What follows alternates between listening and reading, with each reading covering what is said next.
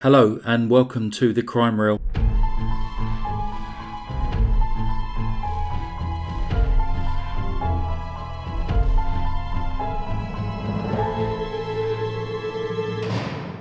We're now reaching the halfway point of our 7 days of crimes committed on major holidays throughout the year. If you haven't had a chance to listen to the first 3 videos yet, which were crimes that took place in New Year's, Valentine's Day and Easter, then they are definitely worth checking out. So on to today's crime that took place on Mother's Day 1997. In the UK, we celebrate Mother's Day in March each year, but in the United States of America, where today's crime takes place, it is celebrated a couple of months later in May. Gina Lynn was born in 1966. She married at a young age and had 2 children, one of whom sadly passed away at just 4 months old. Her first marriage lasted about 4 years, and soon after Gina met a man by the name of Kevin Leroy Spann in Illinois. Gina and Kevin married in July 1989. Kevin became a stepfather to Gina's son, who he treated like his own. Kevin was an Army Staff Sergeant, and the couple moved to Fort Worth in Texas shortly after their wedding. Not long after this, Kevin got deployed to Kuwait, and upon his return, the family moved to Fort Gordon in Georgia. Kevin was later deployed to Saudi Arabia, and when he returned in 1996, their marriage began to sour. At around this time, 30-year-old Gina secured a job as the manager at Taco Bell on Peach Orchard Road in Augusta, Georgia. 20-year-old Michael Kelly already worked at the fast food restaurant and helped Gina to learn the ropes when she started working there. Soon after, Michael helped his 17-year-old brother, Larry, get a job there as well. Gina was a very popular manager and initially became something of a mother figure to Michael, Larry, and other local teenagers. They would come to her with their problems, knowing that they would not be judged. Michael and Larry definitely had problems. Michael had served a brief jail sentence for misdemeanor disorderly conduct and knew that he never wanted to go back inside. Meanwhile, Larry had been living between friends' houses after leaving home in June 1996 due to problems with his stepfather. Whilst the 2 boys were trying to stay on the right track, it became increasingly difficult for them to work, live independently, and go to school. Life was difficult, and they eventually dropped out of high school. As Gina's marriage deteriorated, she began hanging out with the local teenagers more frequently. She would even allow them to party at her place, and Kevin would often come home and find drunk teenagers in his house. Before long, claiming that she and Kevin had an open marriage, Gina began an affair with 17-year-old Larry. She described Larry as being like a big kid. He was my Nintendo buddy. I felt sorry for him. Unbelievably, Larry then moved into Gina and Kevin's house on Old Waynesboro Road and began sharing Gina's bed whilst Kevin moved into the back room and slept alone. Also living there was Gina's 12-year-old son. Michael said that Larry believed that he was in love with Gina and was somewhat in awe of this older woman who gave him a place to stay, sex, and access to drugs and alcohol. Michael believed that prior to meeting Gina, Larry had never before used drugs. By the spring of 1997, Kevin had had enough of their strange living situation and asked Gina for a divorce. She begged him to make their marriage work and promised that she would change. He agreed, but only on the condition that Larry was out of his house within a week. Gina's desperation to save the marriage had nothing to do with love and everything to do with money. Kevin had a military life insurance policy worth $200,000 and also a civilian policy worth $100,000.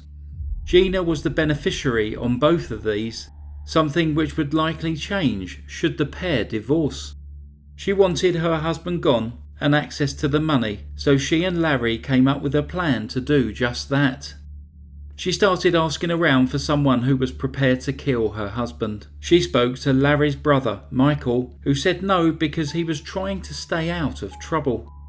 Gina spoke to a 16-year-old by the name of Christopher Bargeron, who would not kill Kevin himself, but put Gina in touch with Matthew Piazzi, who was 16, and also 18-year-old Gerald Horn. A deal was agreed where both Matthew and Gerald would each receive $5,000 in return for murdering Kevin. They received no money up front and were told that they would be paid once the life insurance money had been collected. On Friday, May the 9th, there was a party at the Royal Palms Motel on Peach Orchard Road in a room booked in Gerald's name. Gina was there along with about 10 local teenagers. There was alcohol, marijuana and acid at the party. One of Matthew's neighbours, 17-year-old Amanda Quick, was there and recalled that Gerald had a gun, adding that he was playing with it and saying something was going to happen. Michael also heard this but had no idea exactly what was being planned, despite Gina approaching him months earlier and asking him to kill her husband. It later transpired that the gun belonged to Larry's stepfather, David Best. Larry, Matthew and Gerald had been questioned about an earlier burglary at Larry's parents' home. Some jewellery was reported missing, but at that point no one had realised that a gun had also been stolen. On the 10th of May 1997, Gina and Larry took Gina's son out of the house. Matthew and Gerald then knocked at the front door. Kevin did not answer. They stole his car and shot at a window before driving away. It looked as though there had been a burglary at the house. Kevin was left unharmed.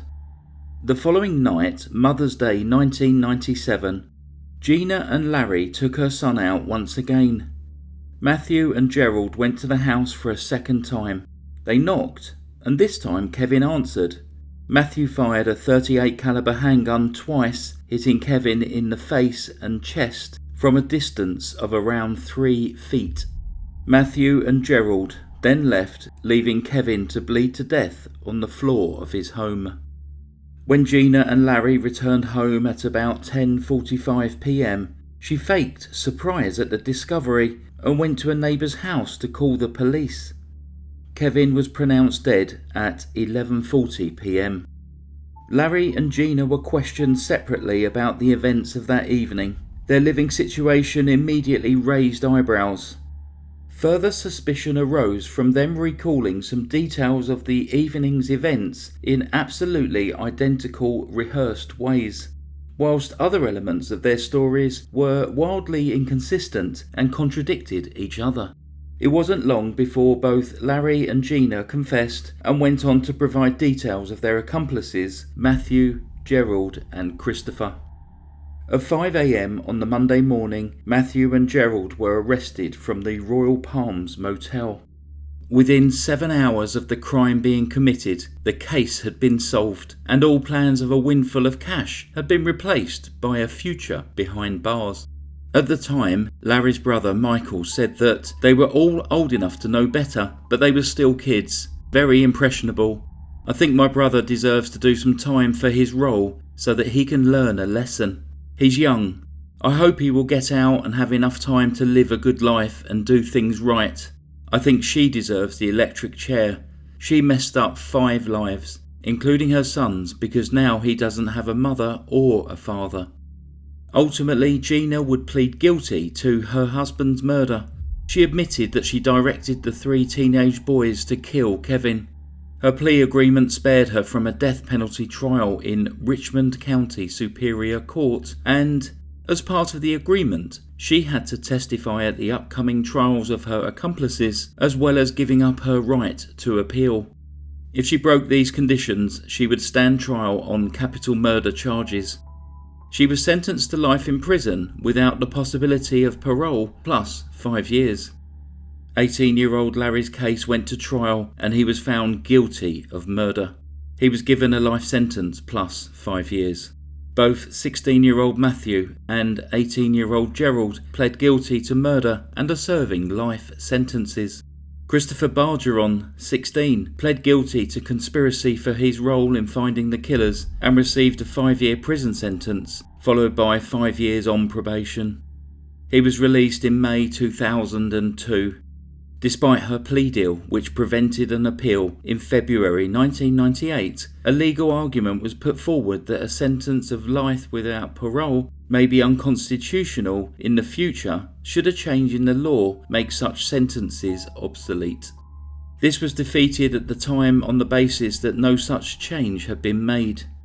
Gina remains incarcerated at Arundel State Prison in Raoul, Georgia. In a 2000 interview, she claimed that her words had been misconstrued and she hadn't wanted her husband to be killed. She went on to say that when facing the electric chair, she pleaded guilty to murder, adding, "They were trying for the death penalty and my family went crazy. They'd fry me. I thought I was stuck." Following Kevin's death, there was an appeal over the beneficiary of his life insurance policies.